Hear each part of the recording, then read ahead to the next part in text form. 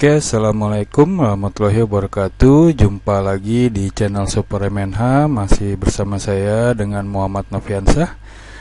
Kali ini kita masih dalam pembahasan mengenai manajemen jaringan. Nah, pembahasan pada video kali ini saya akan fokus pada network provisioning. Nah, network provisioning ini merupakan bagian awal saat melakukan manajemen jaringan, gitu ya. Sebagaimana kita ketahui, di dalam jaringan manajemen jaringan terdapat 3 bagian besar, kan? Network provisioning, kemudian network operation, dan network maintenance. Nah, network provisioning ini merupakan tahap awal sebelum jaringan itu digunakan. Nah, ini merupakan tahap kita lakukan planning atau desain. Nah, di network provisioning ini seorang manajemen yang melakukan manajemen jaringan, dalam hal ini dia akan bagaimana dia melakukan perencanaan maupun desain dari jaringan yang akan dia bangun, gitu ya. Nah, itu pembahasan kita kali ini. Nah, untuk network provisioning ini videonya akan saya buat 2 bagian. Yaitu bagian pertama nanti akan berisi mengenai dasar-dasar perencanaan jaringan, kemudian elemen pembiayaan, langkah-langkah perencanaan jaringan, perencanaan berkesinambungan, kemudian desain jaringan dengan Ethernet, fast Ethernet, dan gigabit Ethernet. Nah, nanti di video berikutnya, di part 2-nya, kita akan membahas masih mengenai network provisioning, mengenai segmentasi desain jaringan, baik itu dengan menggunakan subnetting maupun pengalokasian dari IP address, kemudian topologi dan kebutuhan jaringan LAN, kemudian juga infrastruktur jaringan. Nah, itu kita akan bahas. Oke, kita masuk ke materi kita. Untuk pertama kali kita lihat apa itu network provisioning. What is network provisioning? Nah, ini saya ambil sumber dari cisco.com. Nah, di cisco.com mengatakan, gitu ya, definisi dari network provisioning ini merupakan suatu proses bagaimana men-setting up atau mengkonfigurasi jaringan sehingga user-user yang berhak, gitu ya, yang berhak, yang memiliki otorisasi, dan device ataupun server dapat mengaksesnya. Nah, itu merupakan definisi network provisioning berdasarkan dari cisco.com. Nah, jadi dalam pelaksanaannya, network provisioning ini dia lebih berkonsentrasi pada konektivitas dan juga pada keamanannya. Nah, di mana maksudnya di sini merupakan network provisioning ini dia memiliki atau berfokus pada titik berat, berfokus pada device dan juga dari identitas manajemen. Nah, itu network provisioning berdasarkan dari Cisco, sumber yang saya kutip, gitu ya. Oke, network provisioning ini dia berfokus, tadi kembali lagi berfokus pada konfigurasi sumber daya pada jaringan untuk mendukung layanan yang diberikan. Sumber dayanya apa? Bisa jalur akses internet, mungkin data, mungkin juga traffic, gitu ya. Nah, itu sumber daya pada jaringan. Nah, sumber daya jaringan itu dikelola agar layanan yang diberikan dapat terdukung, dapat user-user dapat mengaksesnya, gitu ya. Nah, contohnya provisioning ini atau network provisioning ini bagaimana men-setting jaringan sehingga customer baru, gitu ya, dalam hal ini atau user dapat menerima layanan melalui jaringan yang sedang kita desain saat ini atau sedang kita rencanakan untuk dibangun. Oke, berikutnya dalam perencanaan jaringan, sebagai tahap awal dalam sebuah perencanaan jaringan, tujuannya sebenarnya untuk mendapatkan 3 aspek nih di sini. Ada kebutuhan atau needs, kemudian ada keinginan, desirability, dan juga kepentingan atau interest. Nah, dalam perencanaan jaringan itu ada dasar-dasarnya. Yang pertama, dalam kita merencanakan jaringan, kita lihat dalam hal penggunaan jaringan tersebut nih. Kita lihat penggunaannya ya, jaringannya. Apakah semua PC yang terhubung ke jaringan akan dihubungkan dengan beberapa printer? Jadi misalkan di suatu jaringan untuk suatu instansi perusahaan misalkan, nah kita akan menyediakan beberapa printer misalkan itu yang terhubung ke beberapa user. Nah itu kita lakukan perencanaan jaringan nih, kita aspek-aspek tersebut. Kemudian mungkin bisa juga pemikiran apakah perlu dibangun satu atau beberapa server. Nah, jadi kita dalam melaksanakan jaringan tersebut, kita lihat kebutuhannya, apakah perlu dibangun jaringannya menggunakan satu server kah, cukup satu server kah, atau mungkin kita gunakan beberapa server. Ya, misalkan server yang menangani data sendiri, kemudian ada web server dan lain sebagainya. Kita berdasarkan perencanaan itu kita lakukan planning tersebut ya. Berikutnya dasar-dasarnya kita pertimbangkan luas cakupan area jaringan yang akan dibangun. Kita lihat gedungnya apakah memiliki beberapa ruangan atau mungkin beberapa lantai gitu ya. Nah, itu kita pertimbangkan luasnya gitu dalam perencanaan jaringan.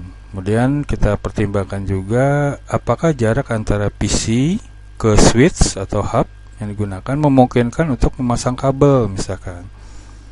Nah, itu kita pertimbangkan juga. Atau apakah lebih baik jika menggunakan jaringan wireless? Kalau misalkan di ruangannya besar mungkin ya, usernya juga banyak. Nah, untuk memasang kabel mungkin lebih butuhkan banyak atau lebih efisien menggunakan wireless. Nah, ini dalam perencanaan kita gunakan di suatu ruangan tersebut kita gunakan wireless dan sebagainya. Nah, itu sebagai pertimbangan. Kemudian pertimbangan berikutnya, apakah di area tersebut tersedia tempat yang cocok untuk meletakkan server, switch atau hub, modem dan perangkat lainnya. Dimana kalau server biasanya ditempatkan di dalam satu ruangan khusus yang tidak sembarang orang bisa masuk gitu ya, dan sebagainya. Itu berdasarkan keamanan. Untuk hub, switch, modem dan perangkat lainnya kita sesuaikan penempatannya berdasarkan keamanan juga, bagaimana perangkat tersebut diletakkan yang tidak mengganggu atau tidak mudah terjangkau oleh mungkin karyawan di ruangan tersebut gitu ya. Dan juga kita mementingkan juga segi estetikanya, bagaimana keindahan atau penempatannya di tempat yang cocok lah seperti itu. Nah, itu sebagai pertimbangan-pertimbangan dalam melakukan perencanaan jaringan. Oke, berikutnya dalam merencanakan jaringan ada elemen-elemen yang menyangkut pembiayaan. Tentu dalam suatu jaringan yang kita bangun ada beberapa elemen tersebut nih yang memerlukan biaya, pastinya memerlukan biaya. Nah, apa aja nih elemen-elemen yang menyangkut pembiayaan? Yang pertama, kabel. Nah, kabel termasuk biaya kabel.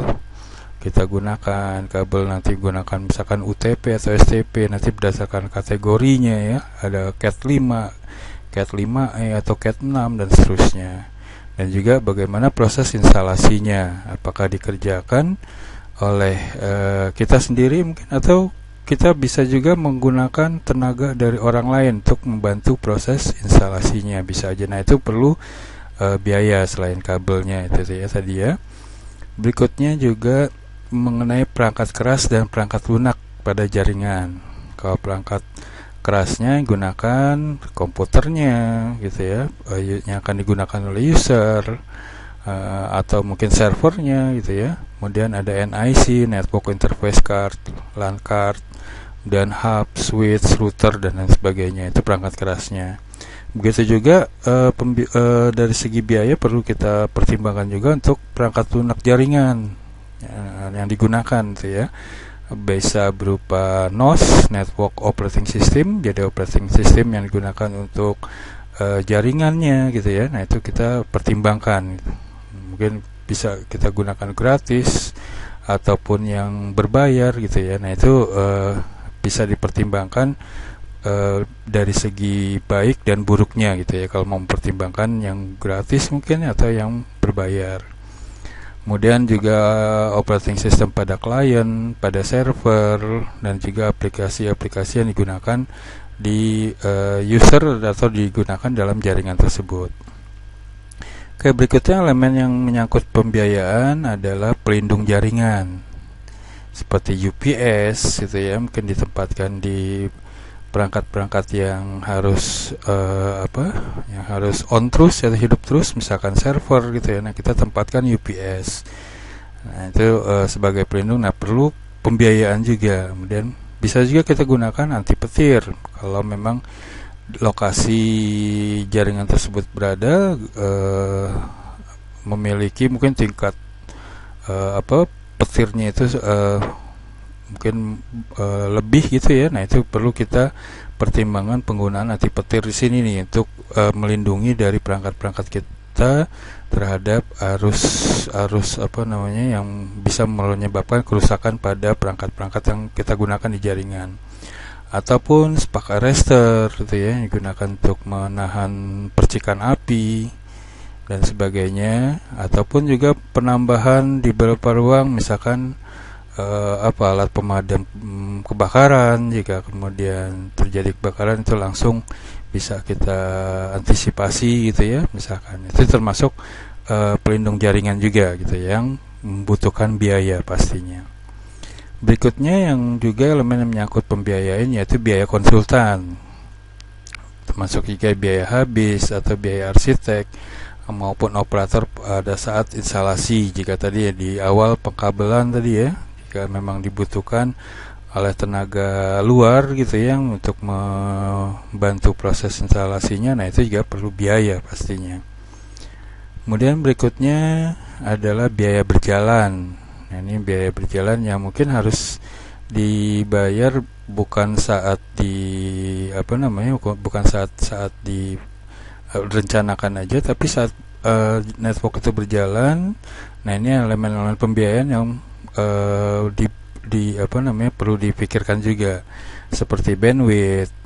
Dalam hal ini mungkin kita berlangganan ISP yang seperti apa yang cocok gitu ya. Nah itu setiap bulan tuh mungkin harus membayar biaya langganan mungkin istilahnya. Atau listrik gitu ya, semakin banyak perangkat berarti listrik yang digunakan juga semakin banyak gitu. Kemudian AC. Nah AC misalkan di ruangan khusus tadi server, nah itu harus ditempatkan AC. Atau di ruangan-ruangan karyawan-karyawan di suatu perusahaan tadi juga ditempatkan penggunaan AC. Nah tujuan AC ini selain untuk menyamankan si usernya, juga sebenarnya menjadi bagian untuk perawatan dari komputer. Jadi kalau ruangannya mungkin dingin gitu ya, atau udaranya bagus seperti di AC, nah itu komputer itu tidak akan terlalu panas. Dan itu berarti akan menambah masa pakai dari perangkat-perangkat yang di jaringan tersebut. Nah itu perlu biaya juga pastinya. Berikutnya adalah biaya pelatihan untuk administrator dan user. Nah ini perlu kita pertimbangkan untuk kedepannya gitu ya. Kalau kita ada rencanakan untuk saat diimplementasikan gitu ya. Nah perlu apakah perlu ada biaya untuk pelatihan tadi untuk administrator ataupun user gitu ya, untuk menggunakan jaringan kita seperti itu. Nah itu elemen-elemen yang menyangkut pembiayaan pastinya. Nah itu perlu jadi bahan dasar-dasar dalam perencanaan jaringan yang kita akan bangun. Berikutnya adalah kita akan bahas langkah-langkah apa nih dalam perencanaan jaringan. Langkah-langkah yang pertama perlu kita pertimbangkan adalah analisa kebutuhan. Nah ini kita lihat analisa kebutuhan seperti apa. Nah mungkin kita bisa mendapat informasi mengenai analisa kebutuhan dari stakeholder gitu ya, atau pemilik perusahaan, seperti apa nih jaringan yang dia butuhkan untuk kita bangun dalam hal ini. Nah, perlu kita analisa kebutuhannya. Nah, jadi langkah analisa kebutuhan didefinisikan apa sebenarnya sasaran yang ingin dicapai dengan adanya jaringan komputer. Jadi bukan sekedar jaringan komputer kita asal terkoneksi aja, tapi kita juga mementingkan kita kebutuhan seperti apa yang dibutuhkan oleh user ke depannya, atau kebutuhan seperti apa yang diinginkan oleh si pemilik modal nih, atau stakeholder atau pemilik perusahaan tadi. Nah, apakah dengan jaringan tersebut dapat memecahkan masalah yang dihadapi sekarang dengan adanya jaringan komputer yang kita bangun ya pastinya seperti itu. Itu kita lihat kebutuhannya. Apakah tingkat efisien akan meningkat dan dapat diukur ya, dari kebutuhan yang diperlukan. Nah, apakah tingkat efisiennya akan lebih meningkat pastinya, dan apakah dapat diukur pastinya apa peningkatannya itu, mungkin berapa persen peningkatannya dan sebagainya. Kemudian analisa kebutuhan ini juga kita lihat sebagai perbandingan adalah sesuaikah biaya yang dikeluarkan dengan manfaat yang diperoleh gitu ya. Jadi jangan sampai kita mengeluarkan biaya sampai mungkin miliaran gitu ya, tapi yang dihasilkan dari jaringan yang kita rencanakan ini kurang bermanfaat misalkan. Nah, itu juga makanya perlu adanya suatu analisa kebutuhan. Nah, ini merupakan tadi ya contoh-contoh gitu ya, atau sejumlah pertanyaan harus dijawab sebelum diputuskan dalam memasang jaringan komputer, atau pertanyaan-pertanyaan di analisa kebutuhan inilah yang akan kita putuskan seperti apa jaringan yang kita desain ya, dalam hal ini. Langkah berikutnya yaitu analisa lokasi. Nah, ini di sini kita lihat meliputi usulan pemasangan peralatan di masing-masing ruang kerja karyawan, kemudian penentuan penyebaran beban listrik, letak outlet listrik gitu ya. Jangan sampai letaknya outlet listrik dengan komputer sangat jauh. Nah, itu kurang baik ya gitu. Atau kita atur outlet listriknya disesuaikan dengan berapa jumlah karyawan yang ada di suatu ruangan tersebut. Nah, ini bisa kita rencanakan atau kita analisa lokasi tersebut. Apakah saling berjauhan atau berdempet-dempet gitu ya misalkan. Nah, itu kita sesuaikan atau kita analisa lokasi. Dan lokasi seluruh komputer yang ada sekarang ini gitu ya, kalau memang ada penambahan nanti dan sebagainya. Dan lokasi pemasangan kabel dan sebagainya sangat penting juga dalam penekanan biaya. Ini pasti kalau biaya ya, kalau semakin banyak kabel yang digunakan, biayanya pasti akan semakin meningkat. Nah, untuk itu kita perlu analisa lokasi nih, letak-letak penempatan perangkat atau tadi ruang kerja user gitu ya, dan sebagainya kita analisa. Dalam hal ini, analisa lokasi mencocokkan peralatan merupakan langkah analisa dari peralatan yang dipunyai, misalkan yang saat ini gitu udah ada, perlu kita tambahkan dan kita sesuaikan dengan peralatan baru atau jaringan yang akan dipasang. Itu kalau jaringan yang sudah ada kita kembangkan. Tapi kalau dari baru mungkin kita gunakan atau kita sesuaikan berdasarkan lokasi ini kebutuhan dari perangkat-perangkat yang akan kita gunakan di jaringan kita. Nah, langkah berikutnya atau ketiga tadi dalam perencanaan jaringan, yaitu setelah kita tahu analisa kebutuhan tadi ya, kemudian juga lokasi, analisa lokasi tadi, berarti kita sudah mengetahui seperti apa kebutuhannya, seperti apa lokasi yang akan kita bangun jaringan tersebut. Nah, baru kita rencanakan konfigurasi nih, tahap berikutnya rencana konfigurasi. Nah, di sini meliputi penetapan piranti keras ataupun piranti lunak, hardware dan softwarenya yang akan dipasang beserta seluruh diagram yang dibutuhkan. Nah, itu rencananya. Nah, merupakan sini penjadwalan. Nah, merupakan rencana pemasangan dari waktu ke waktu dan berapa lama waktu yang dibutuhkan untuk setiap kegiatan. Nah, itu dalam hal ini berarti rencana konfigurasi kita buat time plan gitu ya, rencana waktu, kapan pemasangan di ruangan ini, pemasangan kabel, kemudian setelah itu mungkin server dan sebagainya kita lakukan atau kita sesuaikan dengan perencanaan dengan menggunakan timeline seperti itu. Kita membantu dalam waktu yang dibutuhkan untuk pembangunan dari jaringan kita gitu ya, agar sesuai dari jadwal yang sudah ditentukan. Nah, jadwalnya ini mungkin berdasarkan tadi analisa kebutuhan dan analisa lokasi. Kalau lokasinya mungkin banyak itu ruangannya, berarti jadwalnya mungkin lebih lebih lama dibanding cuma misalkan kita membangun suatu jaringan yang cuma dalam satu ruangan misalkan. Nah, itu bisa kita sesuaikan. Oke, berikutnya dalam perancangan jaringan. Nah, untuk awal baiknya kita buat konsep jaringan yang ingin dibangun dalam bentuk gambar. Nah, konsep tersebut bisa dalam bentuk diagram sederhana atau terperinci berikut dengan ukuran ruangannya, atau kalau kita mungkin berdasarkan Cisco ada menggunakan paket tracer gitu ya, atau dengan GNS3 dan sebagainya, itu sebagai panduan kita dalam perancangan jaringan nih. Sebelum dibangun kita buat dulu konsepnya dengan menggunakan perangkat jaringan tersebut. Nah, itu sebagai awalnya itu akan lebih baik lagi. Jadi dengan demikian, dengan kita membuat konsepnya tadi yang jelas dan teratur, jadi nanti pengaturan alamat IP untuk setiap PC akan menjadi mudah.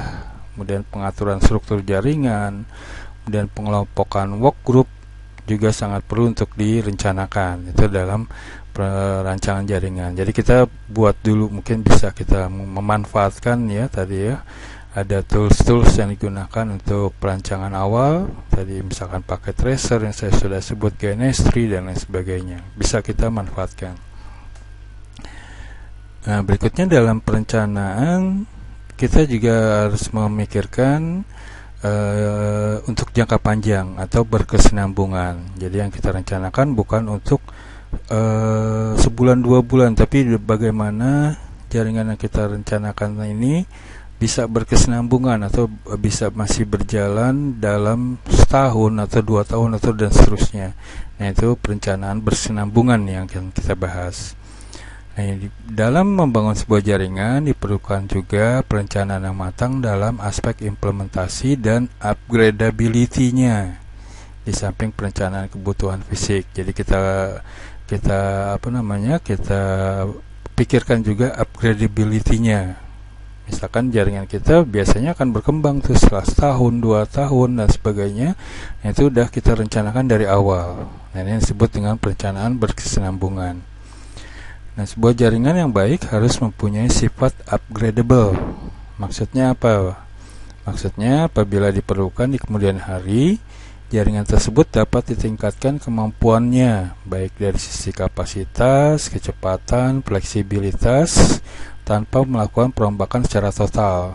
Misalkan ada penambahan perangkat baru, penambahan server baru, atau mungkin ada penambahan dari user baru misalkan. Nah, itu udah kita atur gitu ya, udah kita atur dalam perencanaan berkesinambungan tersebut dengan aspek yang bersifat upgradable tadi.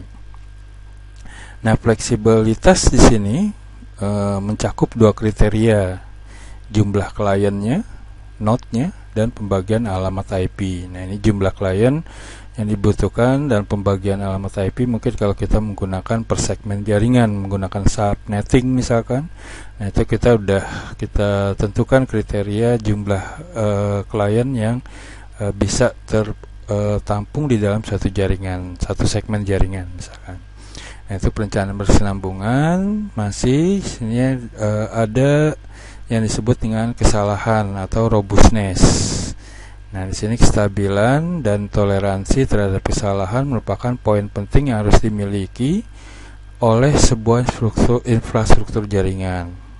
Mungkin kita pernah mendengar tidak ada di dunia ini sistem yang 100% sempurna gitu ya. Begitu juga infrastruktur jaringan. Nah, infrastruktur jaringan mungkin ada tingkat kesalahan, tapi tingkat kesalahannya mungkin kita minimalisir gitu ya. Nah, itu disebut dengan robustness atau kesalahan sini. Kemudian berikutnya ada disebut dengan migrasi. Nah, migrasi sini adalah sebuah jaringan yang baik harus dapat dimodifikasi dengan mudah ketika akan dilakukan perubahan arsitektur ataupun topologinya. Nah, perkembangan teknologi informasi yang begitu pesat terkadang membutuhkan bentuk jaringan yang baru. Nah, itu kita lakukan migrasi. Nah, migrasinya biasanya nanti akan memudahkan juga bagi si manajemen jaringan di sini nih. Kalau ada perkembangan teknologi baru ya, teknologi baru di dunia jaringan misalkan, itu kalau kita mau menerapkan tidak perlu banyak merubah secara arsitekturnya ataupun topologinya, hanya penggantian dari teknologinya aja misalkan. Itu yang bersifat migrasi. Jadi dalam perencanaan berkesinambungan kita juga menerapkan atau kita juga mau menitik beratkan pada robustness atau kesalahan dan juga migrasi. Nah, itu untuk berkesinambungannya jaringan kita. Berikutnya masih dalam perencanaan berkesinambungan ada yang disebut dengan auto configuration. Nah, di sini komponen jaringan yang baru harus dapat diintegrasi ke jaringan yang telah ada sebelumnya dengan mudah. Yang disebut dengan auto configuration.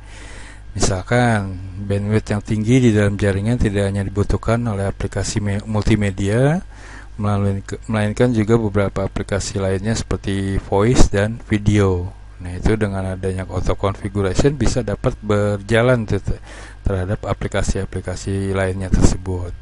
Nah, itu yang disebut dengan auto configuration yang bisa menjadi pandangan kita nih atau untuk berkesinambungannya dari jaringan yang kita desain. Nah, kemudian dari masalah tersebut sering muncul pertanyaan mana media kabel terbaik yang akan digunakan. Nah, pastinya kabel tembaga gitu ya, baik berjenis UTP, STP atau yang berkategori 5, 5E, 6 dan seterusnya. Itu merupakan kebutuhan yang ekonomis saat ini nih.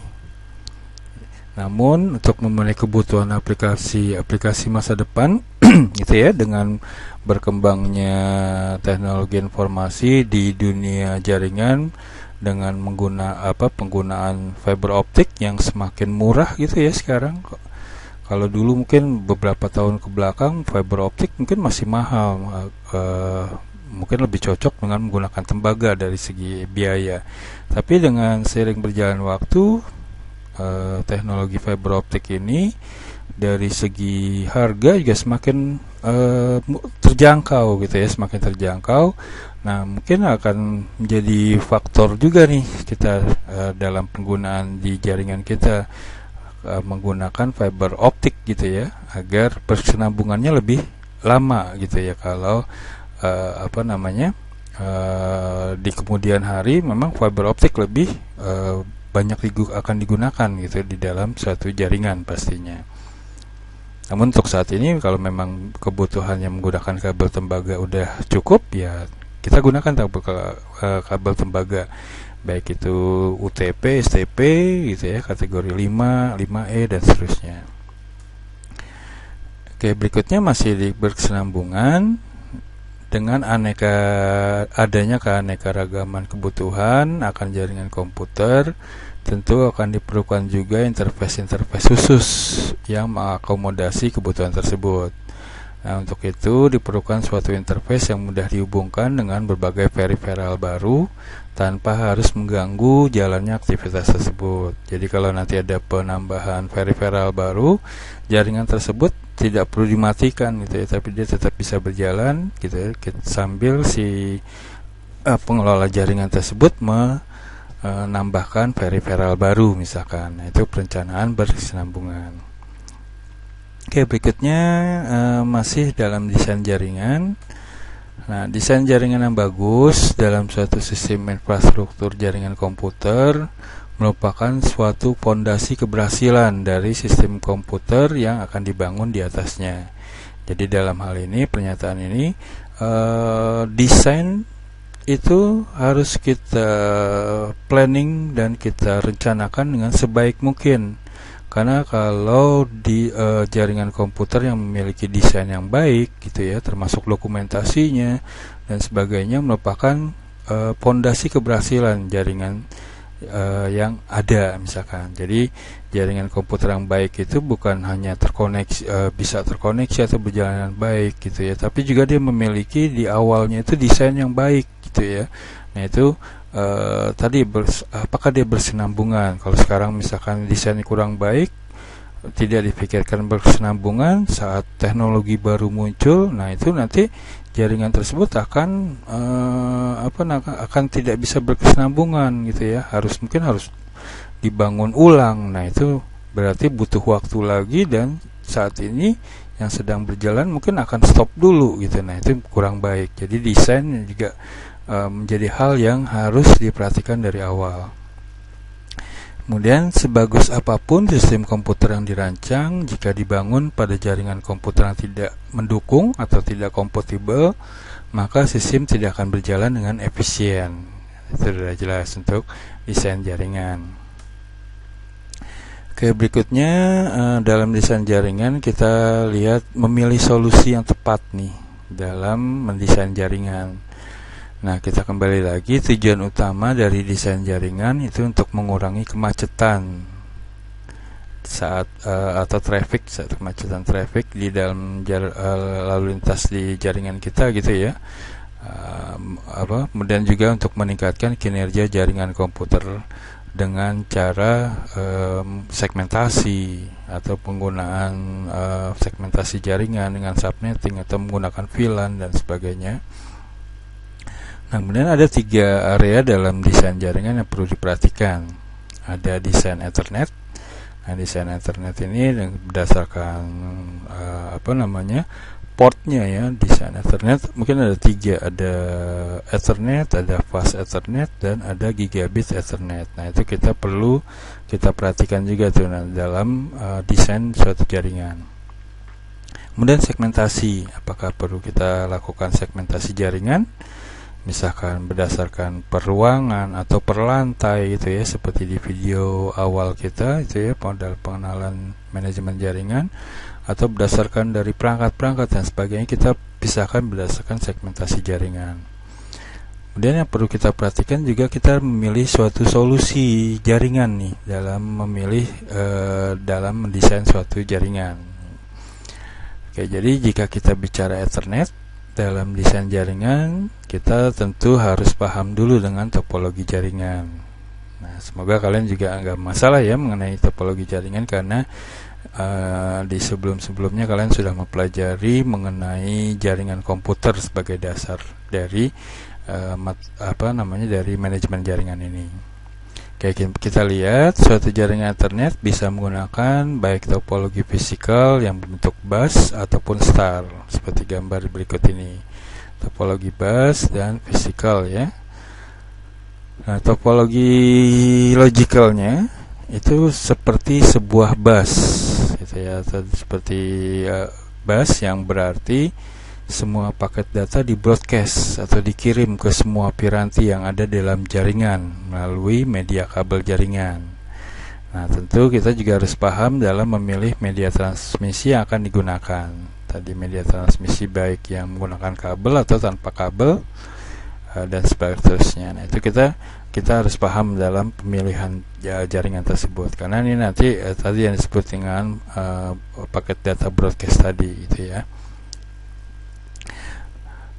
Nah, kita masuk pembahasan mengenai desain jaringan Ethernet. Nanti ada Ethernet, ada Fast Ethernet, ada Gigabit Ethernet. Kita lihat desain jaringan Ethernet.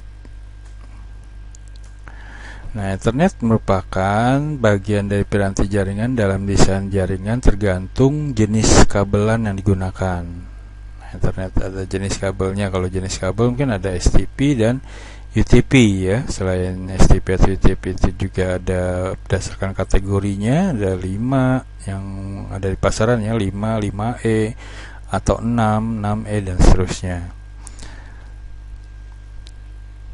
Nah, berikutnya yang paling populer adalah ini zaman dulu ya, 10 BST yang bekerja pada kecepatan 10 Mbps. menggunakan sinyal baseband melalui kabel twisted pair, kabel UTP atau kabel STP. Itu yang jaringan komputer yang beberapa tahun ke belakang ya masih menggunakan 10 Mbps untuk penggunaan kabel ya pastinya. Nah, sini desain Ethernet ini menghubungkan switch atau repeater untuk menghubungkan banyak segmen dalam topologi bertingkat. Akan tetapi ada batasannya nih dalam jumlah segmen ataupun repeater yang terhubung dengan cara ini. Nah, pembatasannya seperti apa? Kita lihat. Masih dalam desain Ethernet, pembatasannya ada aturan-aturannya. Desain jaringan Ethernet menggunakan kabel twisted pair terikat dengan aturan-aturan desain jaringan sebagai berikut ya. Aturan-aturan tadi penggunaan repeater. Aturannya apa aja? Yang pertama, desain jaringan mempunyai maksimum segmen sebanyak 5, yaitu kabel yang menghubungkan dual hub ataupun repeater. Nah, itu aturan yang pertama. Dan aturan yang kedua, setiap piranti pada desain jaringan tidak boleh terpisah lebih dari 4 hub atau repeater. Nah, itu aturan-aturan dalam desain jaringan Ethernet.